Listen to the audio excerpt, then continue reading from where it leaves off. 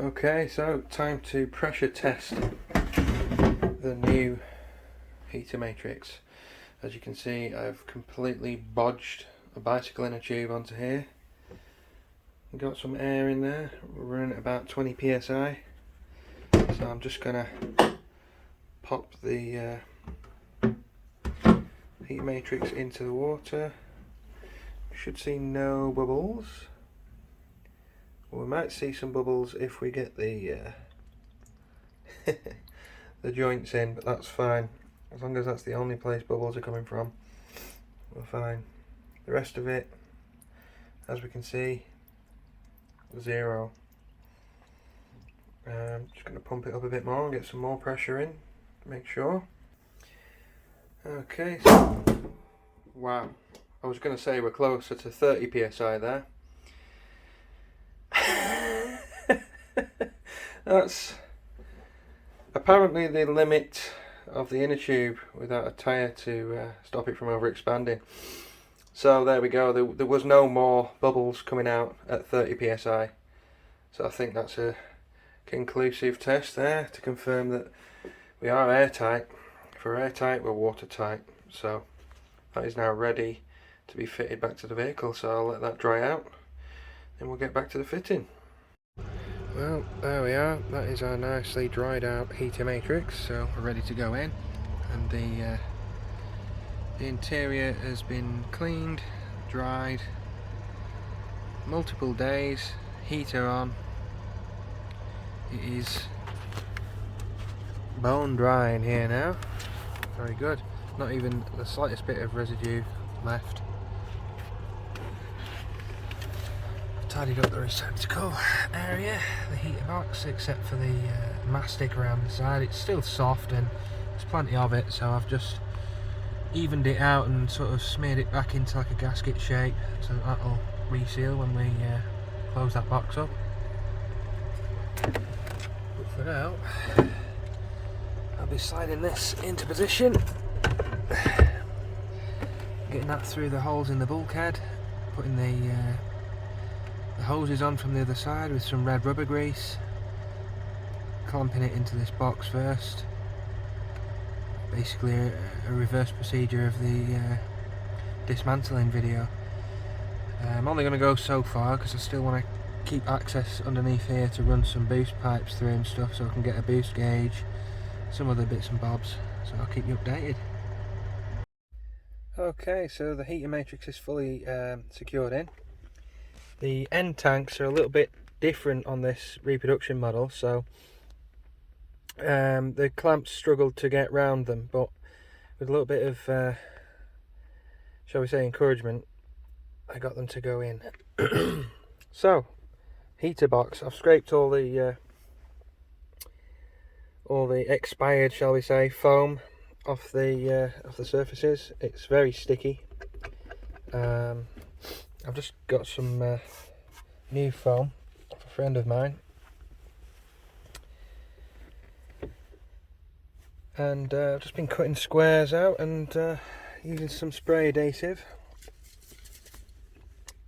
Just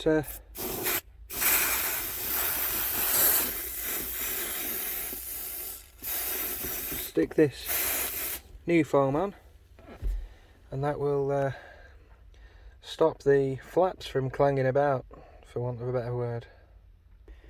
Okay, so with both pieces of foam replaced, I can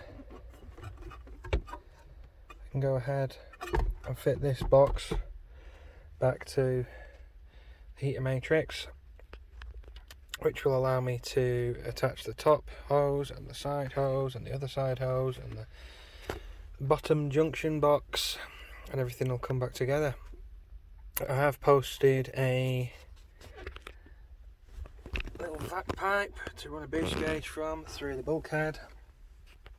I'm going to do some wiring, which I'm not going to show on camera because it's part of fitting an alarm system. So, I mean, the Volvo Guard 2 that this was built with doesn't work. They're quite known for their gremlins, and I don't fancy trying to get into it to to fix it. So I've just bought a an aftermarket, well, yeah, it's an aftermarket alarm system, a reputable one, which I will fit whilst everything is exposed, so I can reach all the relevant wiring that I need without going into too much detail, and fit all of the included functions of the alarm. So I'll get this bolted back on, then I'll get the wiring done. I'll skip the video of that part, and then we'll see what else we've got to do. Okay, so there are our new hose barbs. Just going to put some of this red rubber grease around these to help ease the hoses on and to nourish them and stop them from drying out and sticking, fusing to the pipes. I can barely see what I'm doing myself, never mind show you, but the lube is being applied, rest assured. Okay, we're all lubed up now. I'm just going to take the opportunity whilst I'm down here to remove the plug off the back of the distributor for the king lead.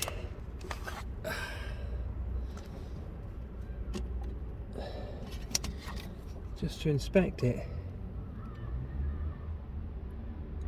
Looks alright, but a little bit corroded. It's not too bad. There's no nasty green that you get on the copper. There's no sign of water ingress, but we'll give it a bit of a douse of WD just to prevent any damp ingress and to stop any chance of the winter weather sort of getting to the system.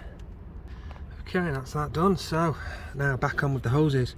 I'm just going to put some of this red rubber grease inside the hoses as well. Slide them on, tighten up the clips, and that's us ready to top up the antifreeze or the coolant. Okay, that's the bottom one on. I cannot tell you how easy that went on compared to how hard it was to get off. I'm just going to put some WD over the mechanism for the clip and tighten that up. Okay, that's nice and tight, so I'll just reroute this hose back to the place it should be.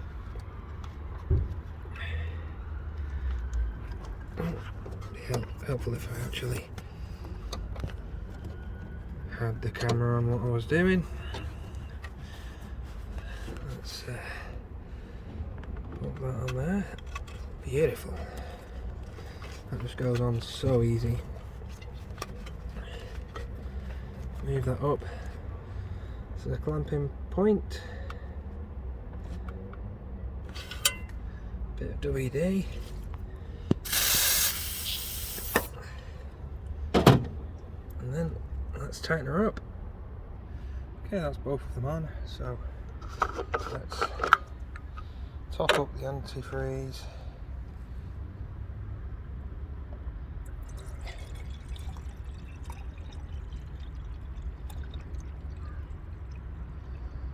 The system's going to need to be bled now, so what we'll do is, so that's roughly between minimum and maximum. I'm just going to start the engine and let that flow through, and then top it up as it goes down. Hopefully it will bleed itself, but we'll see. So start the engine, heater on, hot. That's going to open the valve in the line at the back. Then I'm going to let the engine warm up with the radiator, well, with the expansion cap off, and then as the fluid drops I'll be able to top it up, and we'll go from there.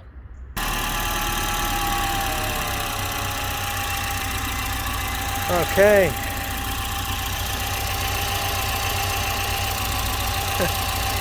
So, I don't know if you can see those sparkly bits in there, but they are the remnants of rad weld, I'm quite sure of it. So someone has tried to fix this leak using snake oil. It has not worked. That is the reason why I didn't start with a product like that anyway, because more often than not they don't work. It's just a waste of your money. So the engine's running. This gives me the opportunity now to also test if everything's working with the flaps whilst we've still got access. So that's going to red for hot. I just heard, I don't know if you heard, but I heard a release of air or suction happen, which is this unit opening and closing valves to allow vacuum from the engine to come past this unit and back out to the engine bay to a valve. So I'm going to have the blower on. I don't suppose the blower needs to be on, but it's going to be on hot. I'm just going to have it in fact, this gives me a chance to check all the valves are actuating. Let's see what we can see happening here, if anything. As I turn the knob, you get to see different things going on.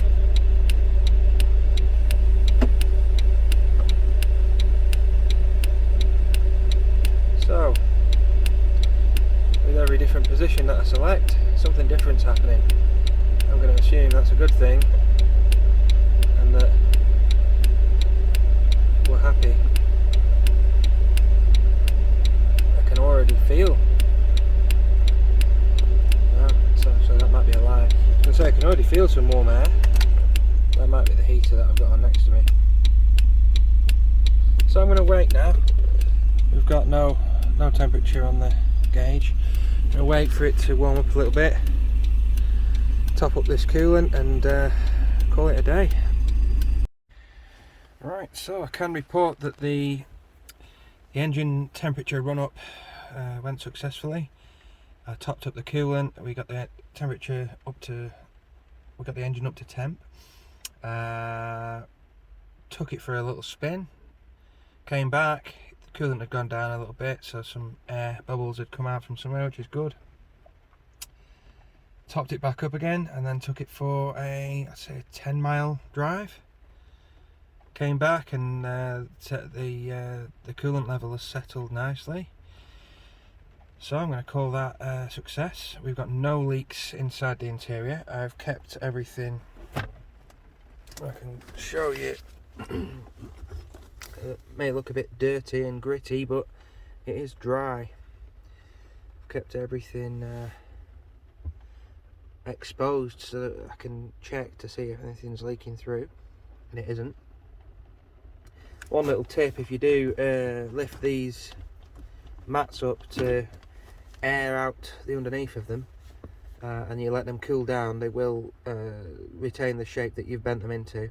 So to get around that, I switched the engine on and got the heater on and heated up the cabin to a nice toasty temperature, and you can just let them go and they'll sort of relax back into the shape that they were moulded in, but I just helped them out by just popping a few weights on there to hold them down, and that is pretty much how they came now.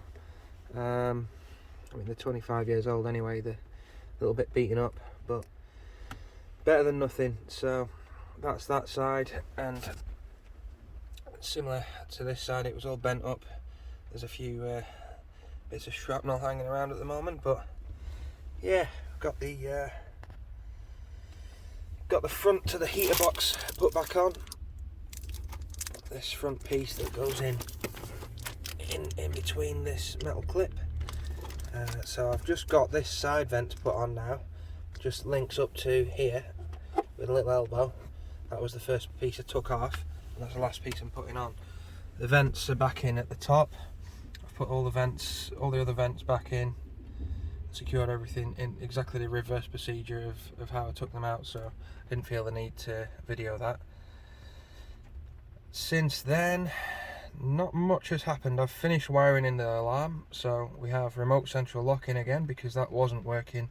It did come as a feature with the Volvo Guard 2, but it wasn't working. I didn't know whether it was because the Volvo Guard 2 has been disabled or because it's just faulty. All I know is that the alarm wasn't working and the central locking fob wasn't working. So now with the alarm, we've got lock and unlock, so we're good to go.